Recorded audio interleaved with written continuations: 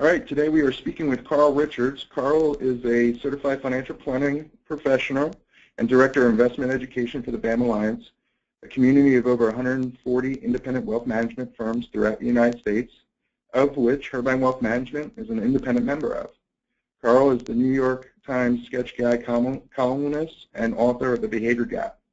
We're here with Carl to talk about his new book, The One-Page Financial Plan, A Simple Way to Be Smart About Your Money. Thanks for joining us, Carl. It's a pleasure to be here, Scott. Thanks for taking the time.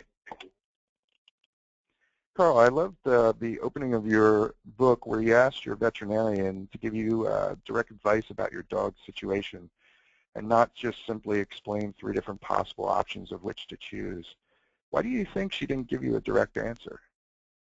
Yeah, that's it. It's sort of funny to start a financial planning book with a story about a dog, but just for people to, maybe I can real quickly give you the background. My dog was, I have this great dog. His name is Zeke, and I'm just like probably most of the people who are hearing this, right? Life seems to be really busy for all of us, and I was busy, and we're getting ready to leave on a trip, and we've got, we're trying to get the kids packed, and there's all this stuff going on, and I, had all these lists in my head, and it, probably doesn't sound unlike most of your lives, and then I noticed, the dog was having some stomach problems, and I'll spare you the details on how I knew, but let's just be clear, the dog was having some stomach problems.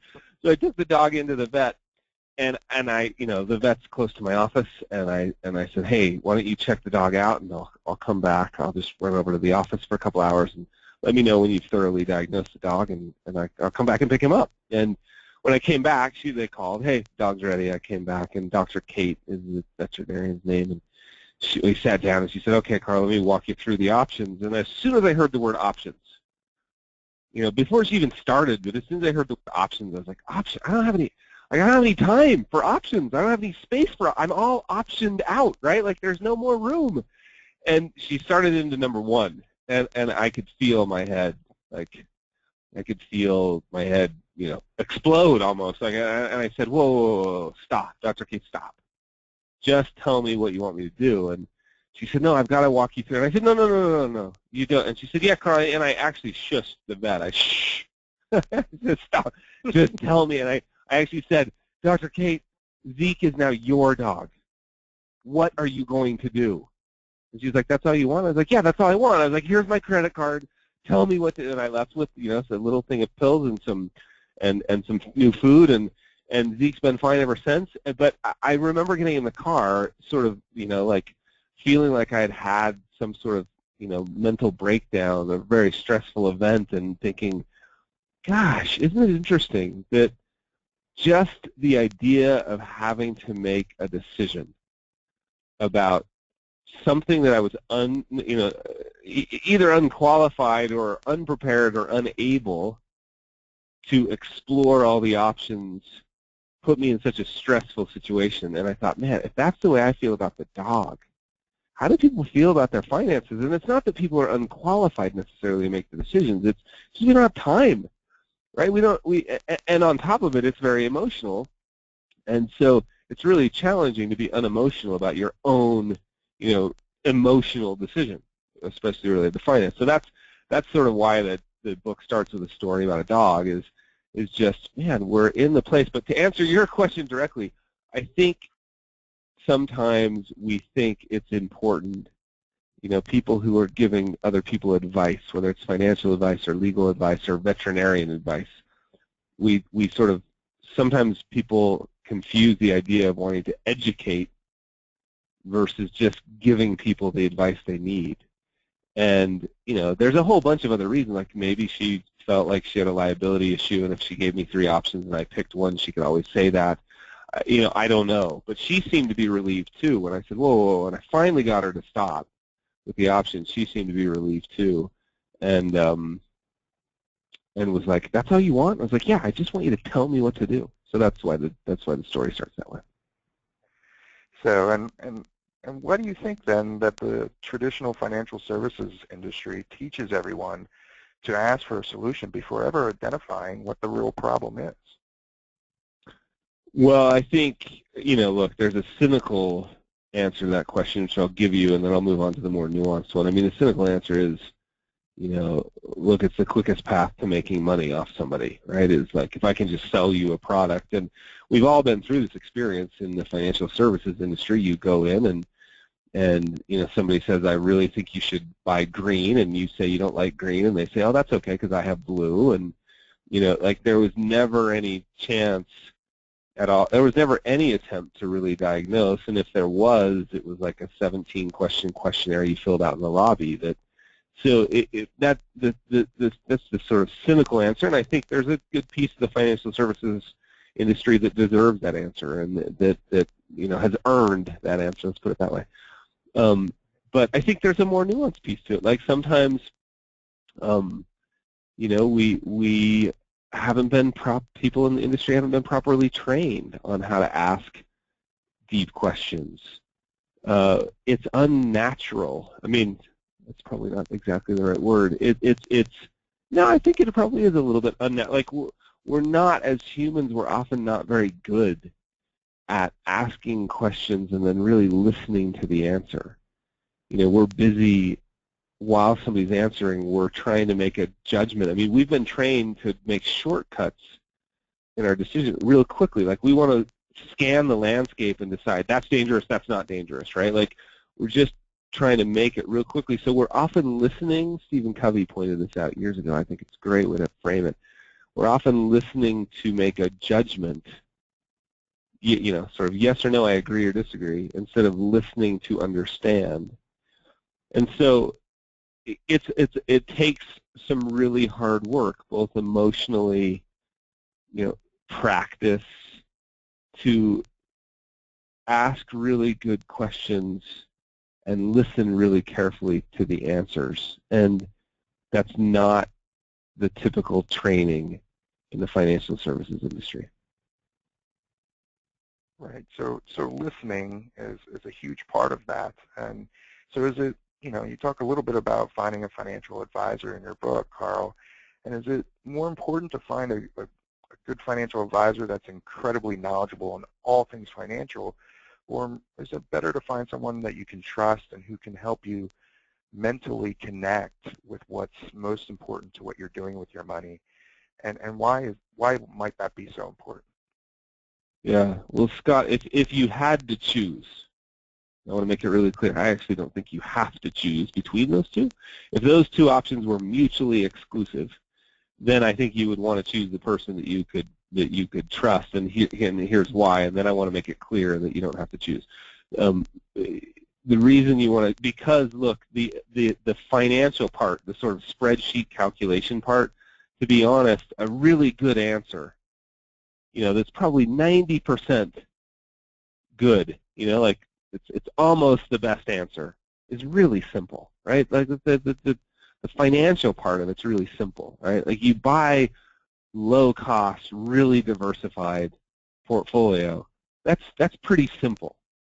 The hard part, because it's simple but not easy, the hard part is hanging on to that for the long haul, like the emotional part. So what you really need, if you had to choose between somebody who was incredibly competent, knew, educated, and knew all those things financial, and somebody who you could trust, then the reason you'd want to choose somebody you could trust is you get a good enough answer. Like, own a mediocre mutual fund, by definition average, hold on to it for a long time, and you're going to do better than 90% of your neighbors, right? Like, and again, those are hypothetical numbers. I'm just saying you're going to do better than almost anybody you know, and I know that from the data.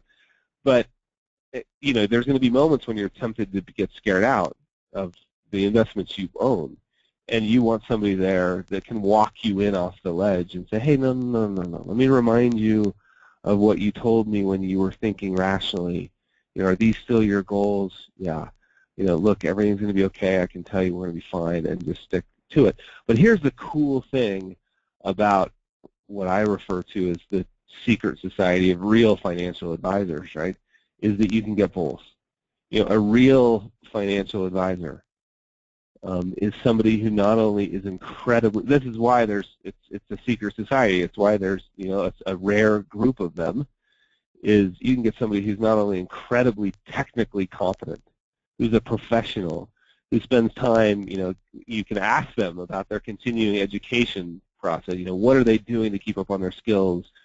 We're talking about, access to investment policy committees with people with PhDs, right? Like smart people who are also, and it's interesting, what's interesting to me to watch is which one came first. Like in many of the cases that of the advisors I know, they were technically smart and super good professionals before they became sort of really good at listening, and they've been moving that direction for, I would say, maybe the last 5 years. There's this increasing awareness of how important it is to be a counselor, right, and the psychology side.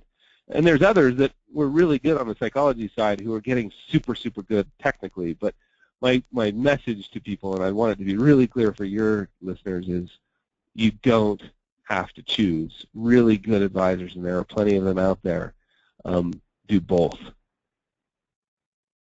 Right. So, and you're Director of Investment or Education for the BAM Alliance, which Herbine Wealth Management is part of, and that is a great source for our listeners to find a good financial advisor.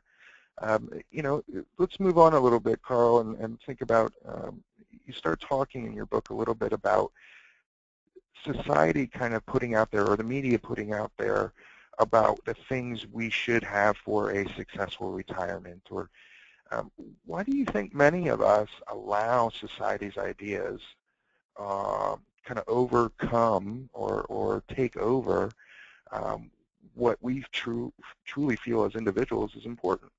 And retirement might be a term, defined by the media, but why do you think we allow society's ideas to overwrite what we feel is truly important? Yeah, because we've never taken the time to define for ourselves what's truly important, right? Like, once you've taken the time to define for yourself what's truly important, it's almost sort of like there's no going back. I mean, that doesn't mean you're going to live that way consistently, but that's what life is about, is learning to live in harmony with those things that you said were really important to you. And so there's continually going to be that trade-off and conflict, and I feel a little bit like, a really rough stone, right? You're going to be bouncing against walls and knocking off corners along the way, and slowly over time, maybe you'll wake up one day near your death and say, wow, I'm finally living a life in alignment with those values. But there's a big assumption that we're making. It's that you ever took the time to define them. And that's why I think society, it's the default option, right? Like, well, why do you do that? I mean, like, I think the three most important words in financial planning, and to be honest, probably life, is why. Just taking the time to say, well, wait a second, why do I have that goal? Do I really have that goal, or is that somebody else's goal? I mean, there's countless stories in the book of people. I'm thinking of Dallas and Melissa Hartwig, who wrote It Starts with Food, and are friends of mine, and they were telling me one day about how badly they wanted to save for a house and buy a house and buy a house and buy a house. And I was like, well, then why haven't you done it? Like, you've got the money set aside. Why haven't you bought the house? And through the course of a couple conversations, they realized, like, turns out it wasn't important to them at all. In fact, it was the opposite of what they really wanted. What they really enjoyed and valued was the flexibility to pick up and move and live in different parts of the country because their work allowed them to do that. And they just never clarified that. So they'd been feeling this cognitive dissonance, this sort of underlying stress and anxiety about the fact that they hadn't bought a house yet. And it turns out it wasn't even one of their goals. That was just what they'd been told since they were little that you were supposed to do as a sign of American adulthood. And it turns out it was the exact opposite of their most important value at that point in their lives. I'm assuming that might change for them. But the most important value right then was flexibility to have amazing experiences in different parts of the world. So, long-winded answer, sorry. The answer really is the reason we let society define our goals for us is because we don't take the time to define our own. It's the easy default, and that's why the first 3 chapters of the book make up like 50% of the book, or the first 3 chapters are like, let's get really clear about that first. All this other stuff, right? This other stuff's easy. It's that early self or diagnosis with the help of a real professional that will be the hard work. But once you do that, man, everything else is smooth sailing. Right. And just then you were talking a little bit about buying a home or not. I think a lot of people, when they buy a home, they look at it as an investment and kind of say, down the line we're going to sell it and it's going to be worth X amount more. I know you have some personal experience, buying and selling homes and making that decision. Should buying a home be seen as an investment, or should it rather be viewed as an expense? What are some of your thoughts on that? Yeah, I don't know. Look, buying a home, to me, a house is a place to live in. And it's I think of it as a home, not necessarily an investment. Now, does that not mean you shouldn't be smart about how you buy a home, how you finance the home, when you pay the home off? But I mean, I think one of the most interesting experiences I've had with the whole home thing, house thing as an investment is people would come in mainly from sort of my parents or slightly older than my parents' generation, and they would say to me, and I can't tell you how many times this has happened, my house is the best investment I've ever made. And it's probably 15 years ago. I'd heard that so many times. I was finally like, wow, that's interesting. Like, I've seen the data. I know the data nationwide shows that housing prices have increased at just about inflation. So let's just call that, for sake of this conversation, 3%. And I was like, well, how could, an investment that's only grown at 3% be the best investment you've ever made? Because during the exact same time period, the equity markets had been up, let's just call it 8%. So 3 versus 8, one's clearly a lot better, like almost 3 times better. How could people say that? And so I started looking into it, and I would calculate with them. I actually took a number of examples and said, all right, let's walk through this. And we got all their records, like, okay, you paid this much for the house, you paid down this mortgage, you spent, and we didn't even include expenses, and we certainly didn't include time, the value of somebody's time, like fixing up the house or taking care of the house. We didn't include any of that stuff, and yeah, the numbers always came up about the same, somewhere around 3%. No surprise there. It's the nationwide average. And so I was still puzzled, like, how could they be saying that? And then I realized, well, it's because it was the only investment anybody ever had. Most of the people I know, the only investment they've ever had for 30 years, right, or let's just say 20 years even, was their home. It's the only one they behaved correctly, because you didn't get a quote every day. I mean, if you'd gotten a quote every day on the way home from work that 5990 Trailside Loop is down 10% today, you would have been scared out of your house 15 times in the last 10 years. So the idea that housing is a fantastic investment. I mean, sure, when you add leverage and luck, real estate's an amazing investment. And there are pros out there that can add leverage and luck and do really, really well. But I hate to be the bearer of bad news, but you and I are probably not them. So I think you think of housing as, look, it's the place I want to live, and you make the decision. You may be able to build a spreadsheet that says buying a house is a good decision, and the spreadsheet would look something like, I'm going to be here 5 years or more, or I'm going to at least own the house 5 years or more. You have to make some judgment call. I mean, if you tell me at least two things, I can tell you whether it's a good decision. Where are housing prices going to? How long are you going to be there, and where are housing prices going to be in time you want to leave? And my point is, probably most of us don't know the answers to those two questions. So then it becomes some qualitative questions, which are like, look, maybe home ownership's really important to me. Maybe the security of owning the house is really important to me.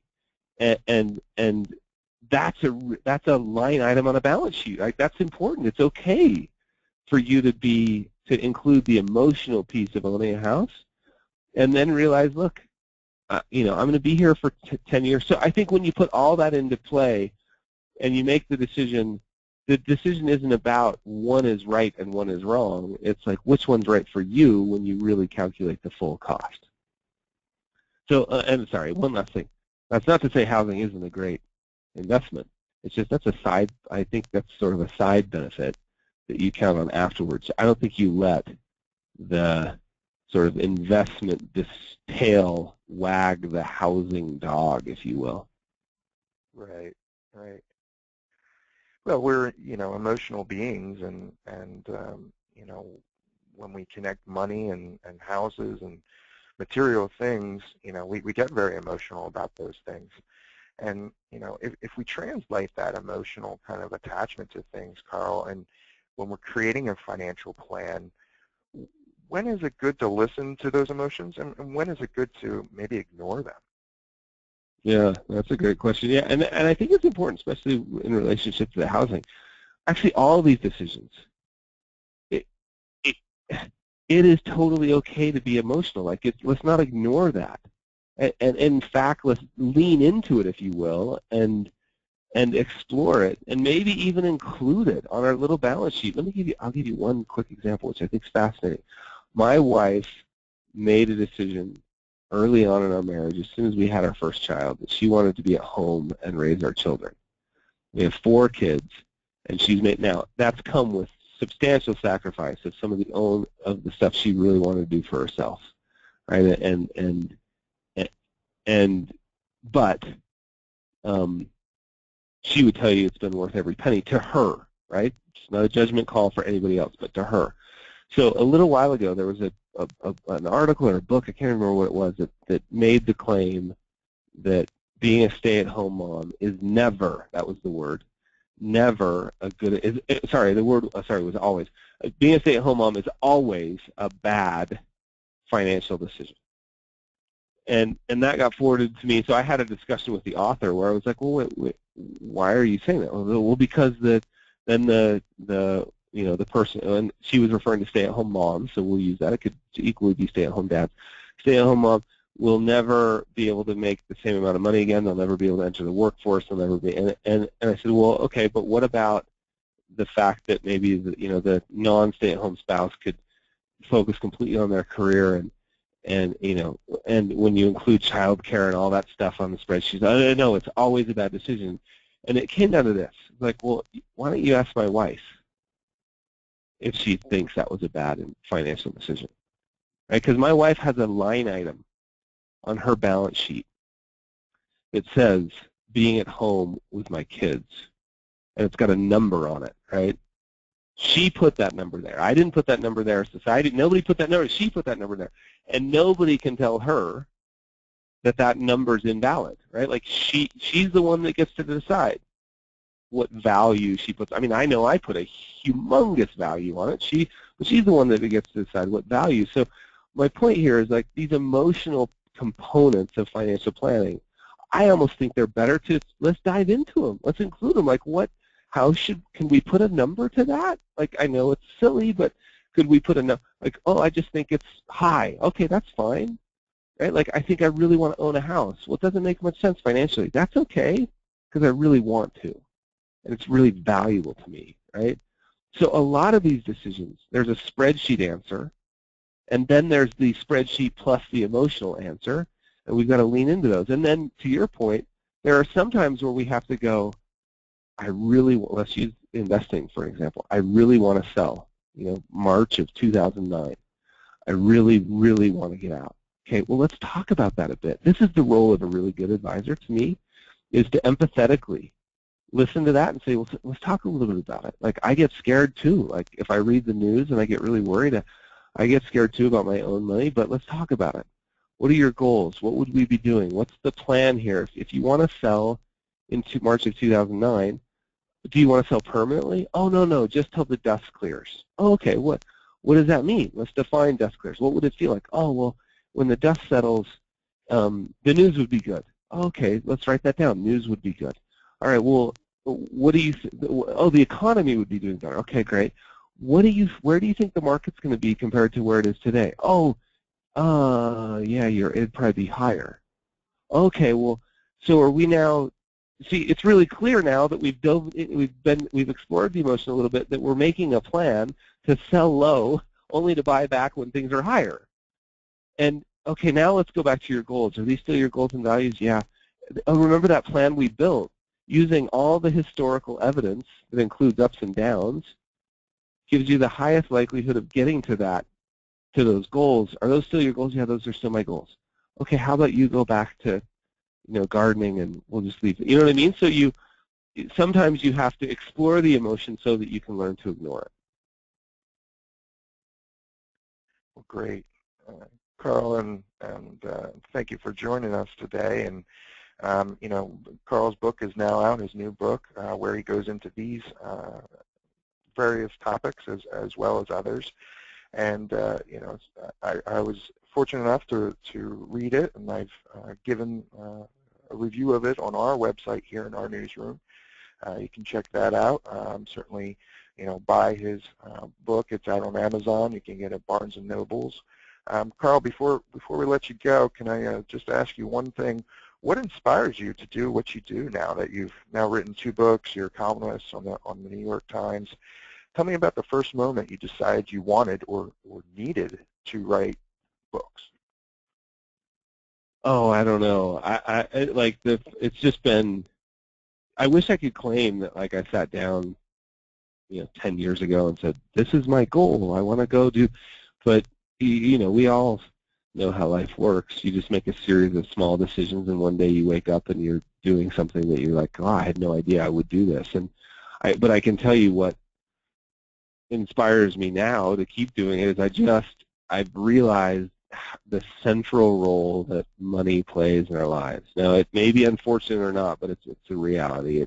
To a large degree, it's the air we breathe, right? All of our biggest fears are wrapped up in it, and many of our most important goals at the end of the day are funded with dollars, right? The education of our children, our own security, their security, our freedom, all of that stuff. And helping people navigate that, this unique mix of spreadsheets and emotions is what keeps, and maybe even more important, I'm just completely convinced that having help navigating that in the form of a real financial advisor and sometimes I even wish this wasn't the answer. Like, I wish there was another way that we could help more people quicker or with some technology or something, but at the end of the day, the role of that human connection of empathy and trust is so important when you're navigating these decisions. So I'm convinced that having a real financial advisor is the only way to do it, and helping more people find real financial advisors, because they're hard to find. Helping more people find real financial advisors is what is really motivating me right now. So that's why I'm continuing to do this. Well, thank you for your contributions to both the New York Times and your 2 books. Always enjoy seeing your posts and on your blog, on your website, which is behaviorgap.com. Carl, thanks for joining us today. Oh, my pleasure. Thanks for having me.